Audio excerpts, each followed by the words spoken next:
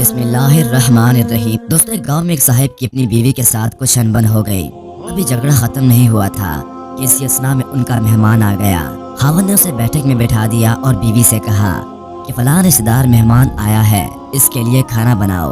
वो गुस्से में थी और कहने लगी कि ना तुम्हारे लिए कोई खाना है और ना ही तुम्हारे मेहमान के लिए। ये सुनकर वो बड़ा परेशान हुआ कि लड़ाई तो हमारी अपनी है, अगर रिश्तेदार को पता चल गया तो खामखा की बातें होंगी।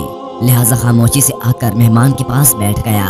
इतने में उसे ख्याल आया कि चलो बीवी अगर रोटी नहीं पकाती तो सामने वाले हमारे हमसाए बहुत अच्छे हैं, खानदान वाली बात है, मैं इन्हें एक मेहमान का खाना पकाने के लिए कह देता हूँ। चुनांचे वो उनके पास गया और कहने लगा कि मेरी बीवी की तबीयत खराब है, लिहाजा आप हमारे मेहमान के लिए खाना बना दीजिए। उन्होंने कहा बहुत अच्छा, जितने आदमियों का कहीं खाना बना देते हैं। वो मुतमईन होकर मेहमान के पास आकर बैठ गया कि मेहमान को कम से कम खाना तो मिल जाएगा, जिससे इज्जत भी बच जाएगी।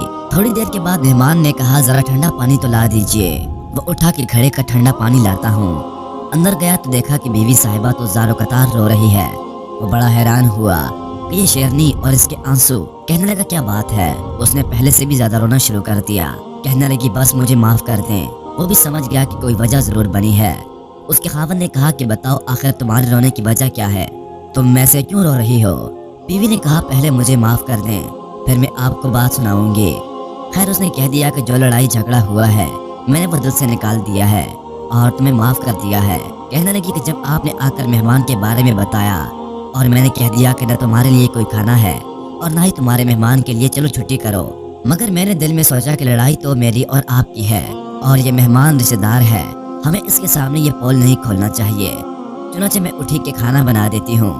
जब मैं बावर्ची खाने में गई तो मैंने देखा कि जिस बोरी में हमारा आटा पड़ा होता है, एक सफेद रेश आदमी उस बोरी में से आटा निकाल रहा है। मैं ये मंजर देखकर सहम गई।